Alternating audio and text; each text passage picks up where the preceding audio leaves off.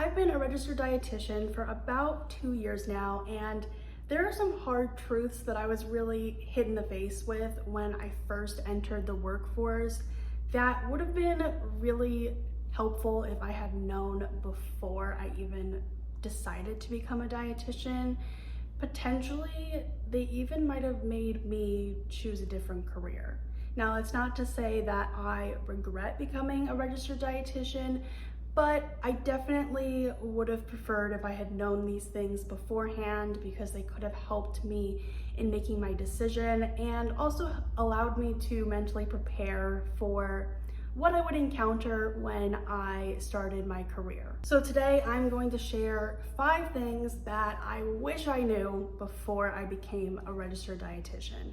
Number 1 is fighting diet culture is part of the job.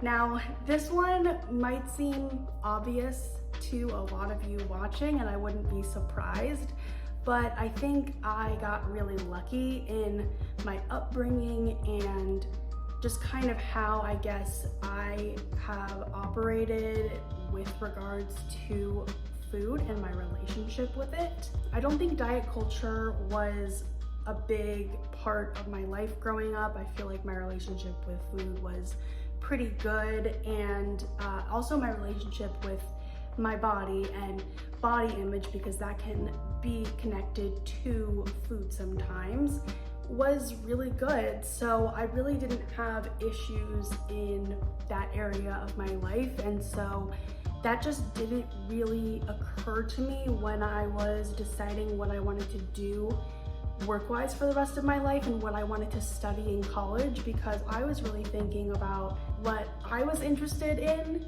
with regards to the nutrition field, which was how food can have an impact on your performance, how you feel, what nutrients do in your body, that kind of thing, more of like the science aspect of it. And I guess I thought diet culture was going to be kind of more confined with eating disorder patients, and so dietitians that specialize in eating disorders and work with patients with eating disorders, they would be dealing with that all the time, but not me. Diet culture is just really frustrating, because something that I noticed even before, honestly, I finished my schooling and officially became a registered dietitian was that there was just so much misinformation being spread, and when I would speak up and try to correct that, people would be upset and they would not believe me. People would rather believe like a blog post online or some like random influencer with no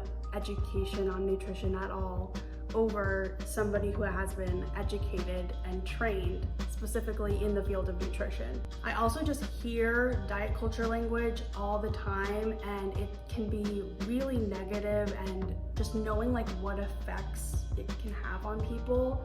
It's sort of like watching something drop from a shelf and wanting to help, but like being too far away to do anything, where you're just kind of like, no. That's what a lot of my career feels like. I talked about this on my Instagram story, but there was an incident that I was involved in, not at work, but I'm part of this self-improvement community online, and this person posted something that was about, I think if I remember correctly, it was basically encouraging people to eat more whole foods.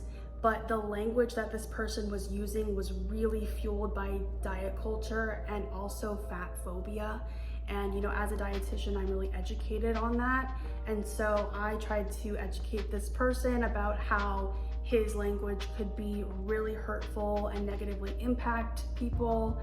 And he never responded, but somebody else did respond, and they were pushing it back, and they were just making excuses for this guy and justifications that just didn't make sense. So a lot of my job is just facing and fighting diet culture all the time, trying to educate people, make them aware on how the language they're using, is based on misinformation and can be hurtful to themselves and to other people. And it's just, it's exhausting.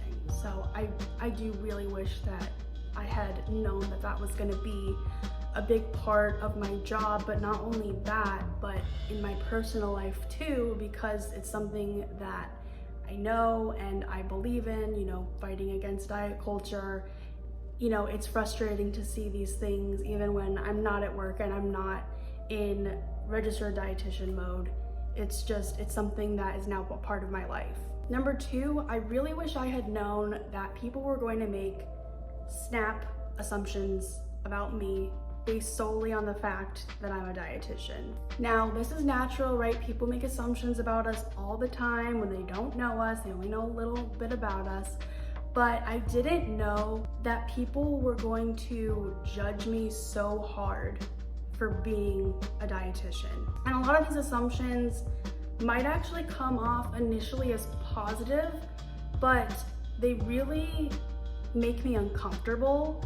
So it's not like a haha, brush it off, because it happens so often. It really is something that I can't shake. For example, people basically assume that I only eat healthy, you know, whatever the heck that means, or they think that like I eat salads and vegetables all day, which is not true. Then later on, like if I have like a donut or something, there will be comments about that. People comment on my body all the time and how I'm skinny and, you know, therefore I must be healthy. And a lot of times people will also put themselves down to try to make me feel better or something, but it actually makes me feel worse because I don't want to see anybody putting themselves down, and there's no need to, you know, put yourself down or put anybody else down to lift somebody else up. Like, we can all be up at the same time. Like the amount of times that somebody would say like, oh, I'm fat, but you know, you're skinny, you're super healthy, blah, blah, blah. It just makes me really uncomfortable and I don't enjoy it. It's also perpetuating diet culture a little bit and kind of just, you know, these stereotypes and misinformed mindsets about health, that like if you're skinny you must be healthy and if you're fat you must be unhealthy, and that is not the case. Those things do not necessarily always go together. I can tell you personally, I have a lot of health issues, so for me, like someone says, oh, you're skinny and you're young so you must be healthy. Well, actually I have a lot of health issues, so that's not true.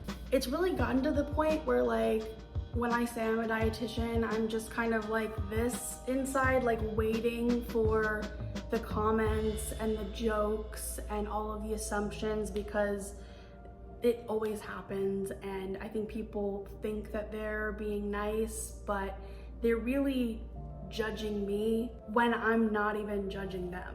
People will say things like, oh, don't look at me, I'm a fat girl, I'm eating really unhealthy over here, I know you eat salads all day, but you know, I can't do that. By doing that, they are othering me, and I don't like that. Like, we're all in the same boat. I don't eat salads all day. That's diet culture for you right there. Like, you know, healthy is not eating salads all day necessarily, right? It looks different for everybody. So this is definitely something that I do not like about being a dietitian. I might just in the future just stop telling people what I do for a living, or say it more generally, like I work in healthcare or something, because I'm really tired of these assumptions and I really wish I had known that they were coming. The third thing I wish I knew before becoming a registered dietitian is that I would be asked these really random, specific questions that I find ridiculous and really don't want to answer and don't care about. I think a lot of this is influenced by diet culture, but people ask me like the most specific, niche, weird questions that I don't know who would have the answer to except for Google, and just expect me to know. And if I, you know, I'll be honest and say like, I don't know, I'd have to look that up. But then people are asking me all these questions, like even more, and it's all like that. And then it seems like I don't know what I'm talking about, but they're just like, the questions aren't important. Like the answers are not important. So I don't know the answers to these random questions. Like I'll give you an example. Like and this isn't like a patient client, like something that happened at work, but I remember after becoming a registered dietitian, my grandma asked me what nutrients are in a beet. as if I just have a database in my head of all the nutrients that are in every single food out there. Well, I will burst your bubble and tell you that I in fact do not. My brain can only remember so much information, just like yours, and that is not something that is important to me or in my profession, in my specific job, so that is not something that I just know off the top of my head. And unfortunately, I feel like the things that I really want to talk about, that I want to educate about, that are important in the nutrition field as a dietitian, people don't ask about. They want to know about all these things that don't matter. To a certain extent, I need to entertain it as a dietitian because I don't want anyone to feel, dumb or anything. And if that's really important to them, then, I'll find out the answer. But I think that most people are just focused on the wrong things, and I have to help guide them in the right direction. So I can't always just talk about what I want to talk about. I have to listen to what someone else is saying. And honestly, in my position as a school dietitian, I don't even necessarily get that opportunity as much as I did when I was a dietetic intern, because even though I am working with kids, I'm usually working with the really young kids, like the elementary school age kids, so they're not even necessarily going to be having those deep intellectual conversations with me. Most of my job is actually not interacting with the children. And you can watch my video about the best and worst parts of my job to get a little bit more of a sense of what I do. I just filmed that video, so feel free to check it out. I'll put a card up here. But most of my job is not actually interacting with the kids. And most of it is really honestly just on a computer. So I guess in that sense you could say, okay, maybe that's not as big of a deal. But I know that, in future jobs, maybe I will hopefully get to have more face-to-face interaction with the people that I'm helping, and maybe I'll have some more adults that I can educate. And I know that I'm going to be hit with more of these very random, specific questions that are just honestly annoying to me. This next one is a really big one. Number 4, the next thing that I wish I knew before becoming a dietitian is that dietetics is not a well-known or respected profession. This one was really hard to learn, and I think I really had to learn it the hard way, even though nobody necessarily told me this before going in. But now that I'm here, it's something that I see and I hear about and I experience all the time. Most people don't know what a dietitian is, so there you go. Point made right there. But the other thing is that people will pretty much respect any other source of nutrition information over a dietitian. People will respect a random blogger online, mommyblogger123.com. Apparently they know more about nutrition than I do. They will respect some random influencer online with no nutrition education background, no credentials, no nothing. They'll respect their parents' opinion, their spouse's opinion, their own personal opinion more than they would respect my opinion. They'll respect a nurse's opinion, a doctor's opinion. Now you might be thinking to yourself, why would someone respect a dietitian's opinion over a nurse or a doctor? But the thing is, doctors and nurses both only take maybe 1 or 2 nutrition classes in all of their training. That's all of my training. All of my training is nutrition. So I literally am the professional on that specifically. And honestly, a lot of them don't understand nutrition. They don't understand, in my job as a school dietitian, I'm dealing with allergies all the time. They don't understand allergies. They don't know what the difference is between a milk allergy and lactose intolerance, and we have to teach them. You also see that dietitians aren't respected in our pay. And if you compare, a registered dietitian working at the same place, same hours and everything, to a nurse, the nurse is gonna get paid way, way more So because of that, I have to be an advocate for the dietetics profession and even educating people on what the difference is between a nutritionist and a registered dietitian. There's just really not enough information out there on that. And you know, it is sad because when people need help from a registered dietitian, they don't even know who to go to, who to seek out about that. But unfortunately, I think that this is going to last for a much longer time. Actually, the Academy of Nutrition and Dietetics, they changed the requirements of becoming a registered dietitian, and actually that started this year in 2024, where you actually need a master's degree now to become a registered dietitian, when before you only needed a bachelor's. So I have a bachelor's. I was grandfathered in because I became a dietitian before this new requirement started. And the reason why they did this was because people weren't respecting our profession. We weren't getting paid enough. We weren't being given enough responsibilities in the workplace. And you know, the dietitians in the academy felt that if we had master's degrees, then we would get more respect. The huge pitfall of this is that we don't get paid more. So, you know, make it make sense. How am I supposed to pay for more education but not actually get paid more at my job? Needless to say, I'm very glad that I became a dietitian before this requirement before it started. I really don't feel all that appreciated for what I do, and I know that this is a common experience for dietitians because I'm a part of many groups with dietitians, like online, on Facebook, and people express this all the time and how they are considering changing professions because they don't feel respected, and it's just really sad. And honestly, it does bog me down. It doesn't make me feel motivated, it doesn't make me want to keep going. So I really have to talk to myself and, you know, like remember why I got into this and why this is important, and, you know, why I'm the one to do what dietitians do. Now we've come to number 5.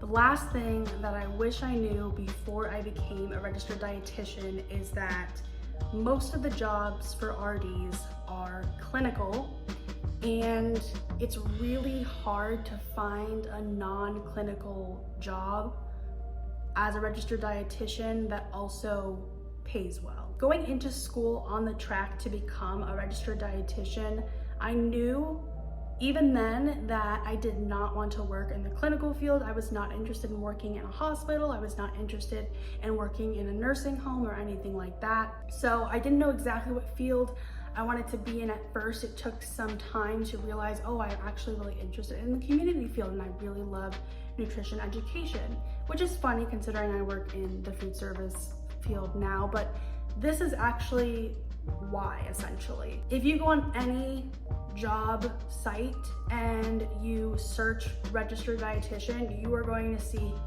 clinical dietitian as the job position, or it'll be registered dietitian, but it'll be for a hospital, a long-term care facility, a nursing home.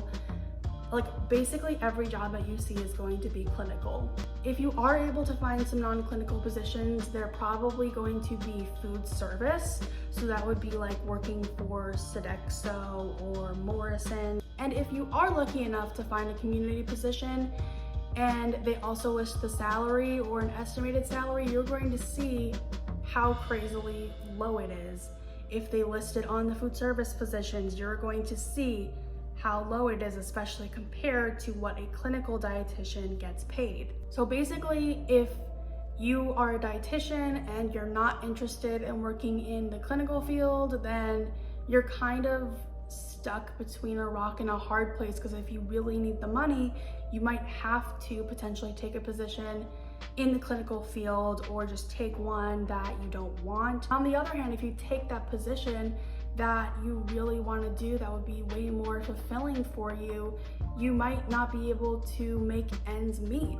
So if you want to work in the clinical field, then you know you're not going to have a problem.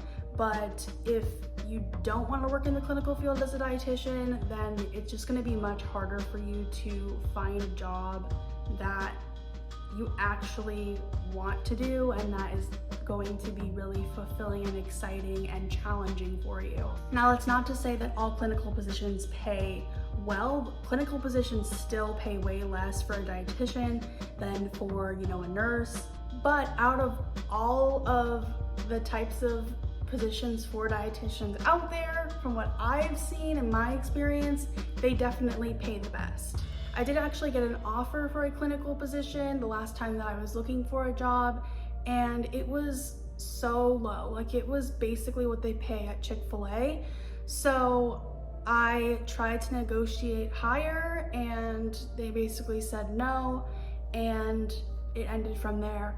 So definitely I know that clinical positions are not always what they're cracked up to be. I think whatever position you take as a dietitian, you're probably going to have to try to negotiate your salary up. But if you don't want to work in the clinical field, I think it's just going to be even harder because you're going to be starting at a lower point. And there's just so many less jobs out there as well. And I think, as we all know, if you've tried applying for jobs before, especially if you're like, okay, I'm going for like this specific position, it just takes so long. It can take months, it can potentially take years to get a job, especially one that you really love and that pays well. So when you have less options out there because of the listings that are available, then it's gonna be harder. It's going to potentially take longer to find that right position for you. So those are all the things that I wish I knew before I became a registered dietitian. I think that I might in the future make a video about maybe like my favorite things as a dietitian, or the best things about being a dietitian, the things that I most love about being a dietitian. Because as I was making my outline for this video earlier today, I couldn't help but think of the things that I do really love about this career, that made me get into it, and that I still do appreciate today. That might be coming. Let me know in the comments if you're interested in that, and maybe I can make it happen sooner. But with all that said, thank you so much for watching. I hope you enjoyed today's video, and I hope to see you in the next one.